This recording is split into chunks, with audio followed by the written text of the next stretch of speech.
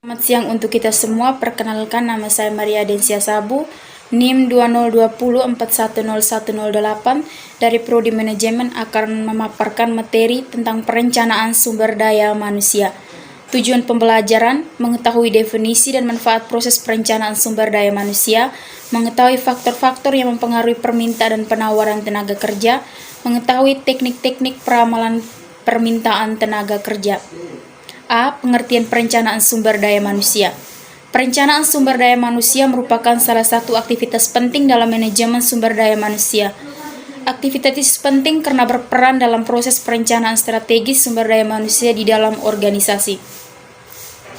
Perencanaan sumber daya manusia atau Human Resources Planning didefinisikan sebagai proses perkiraan atau peramalan akan kebutuhan sumber daya manusia di dalam sebuah organisasi dengan melihat ketersediaan sumber daya manusia baik di dalam organisasi atau internal maupun di luar organisasi atau eksternal.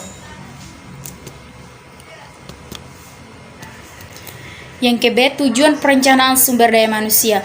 Perencanaan sumber daya manusia penting dilakukan karena dengan proses perencanaan yang baik akan mendukung pencapaian rencana strategi organisasi.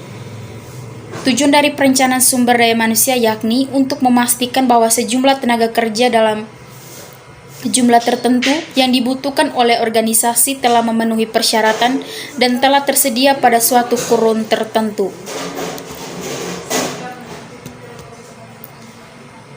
Dengan diadakan perencanaan terhadap sumber daya manusia, maka sasarannya ini penuhi, yakni berkurangnya biaya yang dikeluarkan perencanaan sumber daya manusia, perencanaan strategi, dasar bagi efektivitas manajemen sumber daya manusia, dan rekrutmen. Menurut Water dan Davis 1996, proses perencanaan manusia membantu organisasi untuk mengintegrasikan permintaan tenaga kerja, meningkatkan pemanfaatan tenaga kerja secara optimal, menyelaraskan aktivitas-aktivitas manajemen sumber daya manusia dengan tujuan-tujuan strategis organisasi secara efisien, memperoleh keuntungan ekonomi dari proses mempekerjakan pekerja baru, memperluas informasi-informasi mengenai sumber daya manusia ke semua unit kerja organisasi, mengkoordinasikan aktivitas-aktivitas manajemen sumber daya manusia di semua unit organisasi. Yang ke-C, aspek-aspek perencanaan sumber daya manusia. Aspek-aspek yang perlu diperhatikan dalam perencanaan sumber daya manusia yakni aspek kuantitas sumber daya yang tepat, aspek kualitas sumber daya yang tepat, aspek waktu dan posisi yang tepat, aspek perhatian terhadap tujuan individu maupun tujuan organisasi secara maksimal. Klasifikasi perencanaan sumber daya manusia berdasarkan ruang lingkup perencanaan sumber daya manusia. Yang pertama, manpower planning merupakan perencanaan tenaga kerja secara menyeluruh pada aspek manajemen sumber daya manusia. Yang kedua, manpower programming merupakan perencanaan tenaga kerja yang bersifat detail dan merupakan implementasi dari manpower planning. Yang ke-D, tahap dalam perencanaan sumber daya manusia. Secara singkat, proses perencanaan sumber daya manusia adalah mengikuti langkah-langkah sebagai berikut. Peramalan permintaan dan ketersediaan tenaga kerja, peramalan kelebihan atau kekurangan tenaga kerja, sasaran dan rencana strategi, implementasi dan evaluasi. E. Teknik peramalan tenaga kerja. Terdapat 3 teknik yang peramalan kebutuhan tenaga kerja, yakni teknik Delphi. Metode Delphi adalah metode peramalan yang digunakan untuk meramalkan kemungkinan yang akan terjadi di masa depan dengan menggunakan pandangan dan kesepakatan dari sekelompok ahli yang berasal dari berbagai bidang tenaga kerja atau industri. Tahap pertama adalah mendapatkan pendapat atau peramalan dari kelompok ahli yang hasilnya akan diringkas atau dirangkum untuk dijadikan sebagai dasar bagi putaran kedua. Tujuan dari proses berulang-ulang ini adalah untuk memperjelas masalah serta mengidentifikasikan bagian yang disepakati atau bagian mana yang tidak disetujui dan secara terhadap menemukan kesepakatan bersama. Langkah-langkah pada metode Delphi. Yang pertama, pilih fasilitator. Langkah pertama adalah memilih fasilitator yang tepat. Yang kedua, identitas para ahli yang diperlukan. Teknik atau metode Delphi ini sangat tergantung pada panel ahli. Definisikan masalah. Definisi secara jelas masalah apa yang dibahas agar para ahli mengetahui masalah apa yang harus mereka berikan pandangan dan pendapat. Yang berikutnya, pernyataan putaran pertama mengajukan pertanyaan umum untuk memberikan pemahaman umum kepada para ahli dan mendapatkan pandangan pertama mengenai kondisi di masa depan di ahli-ahli tersebut. Pertanyaan putaran ketiga, kuesioner yang di terakhir adalah kuesioner yang bertujuan untuk fokus pada pendukung pengambilan keputusan. Bertindak atas hasilnya setelah mendapat konsensus atau kesepakatan mengenai pandangan dan peramalan pada masa depan. Yang kedua, rata-rata bergerak merupakan sebuah pendekatan kuantitatif untuk meramalkan permintaan tenaga kerja yang didasarkan pada suatu indeks organisasi seperti penjualan.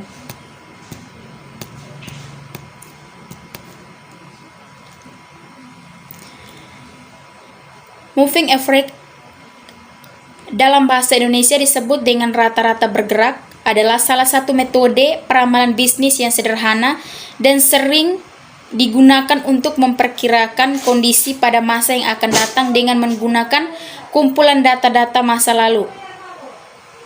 Pada dasarnya, moving average atau rata-rata bergerak adalah menghitung rata-rata suatu nilai runtut, waktu, dan kemudian digunakan untuk memperhatikan nilai pada periode selanjutnya. Rumus moving average atau rata-rata bergerak sebagai berikut.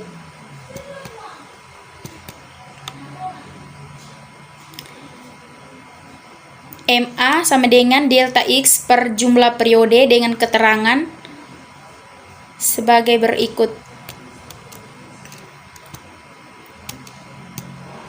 Selanjutnya kita masuk di contoh kasus dan cara menghitung moving average rata-rata bergerak. Perusahaan PT ZZI yang bergerak di bidang manufacturing ponsel ingin meramalkan penjualan ponsel untuk bulan April dan Mei dengan menggunakan data bulanannya yang dimulai dari bulan Januari. Periode rata-rata bergeraknya adalah 3 bulan. Berikut ini adalah cara dan hasil perhitungannya. Kita lihat saja penyelesaiannya di bawah itu dengan cara-caranya. Selanjutnya yang ketiga, manajemen forex adalah sebuah pendapat atau keputusan daripada supervisor, manajer departemen atau pihak yang memiliki pemahaman mengenai kebutuhan organisasi akan tenaga kerja. Berikut ini adalah beberapa faktor yang dapat menjadi pertimbangan dalam melakukan peramalan sumber daya manusia. Yang pertama, faktor eksternal. Itu dari luar organisasi memiliki dampak terhadap jumlah pekerja yang dibutuhkan oleh organisasi, seperti kondisi perekonomian, kondisi sosial politik, teknologi, dan kompetisi. Yang kedua, faktor organisasi, faktor yang berasal dari internal organisasi itu. Faktor-faktor ini berdampak langsung terhadap jumlah permintaan tenaga kerja yang dibutuhkan oleh organisasi. Faktor-faktor tersebut, yang pertama, rencana strategi organisasi, yang kedua, anggaran. Yang ketiga, faktor angkatan kerja adalah faktor-faktor yang disebabkan oleh aktivitas yang dilakukan oleh 2 orang atau berasal dari tenaga kerja itu sendiri yang akan mempengaruhi jumlah permintaan tenaga kerja yang dibutuhkan organisasi. Faktor tersebut diantaranya pensiun, pemberhentian kerja dan pemecatan, pengunduran diri, dan kematian. Yang berikut, penawaran tenaga kerja. Penawaran tenaga kerja berarti jumlah tenaga kerja yang ditawarkan kepada organisasi. Beberapa faktor yang dianggap mempengaruhi jumlah penawaran tenaga kerja adalah yang pertama, rencana suksesi adalah rencana suksesi menyebabkan pekerja penawaran dirinya untuk mengisi kekosongan jabatan. Yang kedua, ketersediaan tenaga kerja di pasar. Semakin melimpahnya tenaga kerja di pasar, maka penawaran tenaga kerja juga akan semakin melimpah. Yang keempat, metode tools of supply. Analisis tool of supply meliputi beberapa hal. yakni pertama, tabel staffing adalah penyajian dalam bentuk tabel dari semua jabatan dalam organisasi disertai dengan jumlah karyawan yang menjabat saat ini dan kebutuhan tenaga kerja untuk masa yang akan datang. Yang pertama, Markov Analysis adalah metode untuk melacak pola dari pergerakan karyawan pada berbagai jabatan. Langkah pertama adalah menghitung jumlah personalia.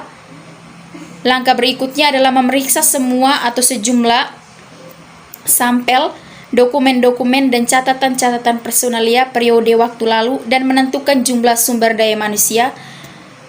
Yang berikutnya, klasifikasi atau kedudukan pekerjaan kemudian diatur dalam sebuah matriks dengan baris menunjukkan kedudukan pada I dan pada kolom mencerminkan kedudukan pada T tambah K. C. Rencana suksesi adalah proses untuk mengidentifikasi, mengembangkan, dan melacak individu-individu kunci untuk posisi eksklusif. D. Bagan penempatan adalah daftar dari pemegang jabatan saat ini dan personil yang potensial jika ada lowongan pada jabatan tersebut. E. Skill inventories adalah data dari pendidik, pengalaman, minat, dan keterampilan yang dapat memberikan petunjuk kepada manajemen untuk secara cepat mengisi lowongan jabatan sesuai dengan latar belakang karyawan.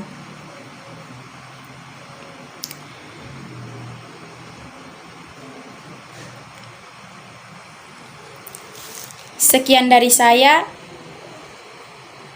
Selamat siang, sekian dan terima kasih.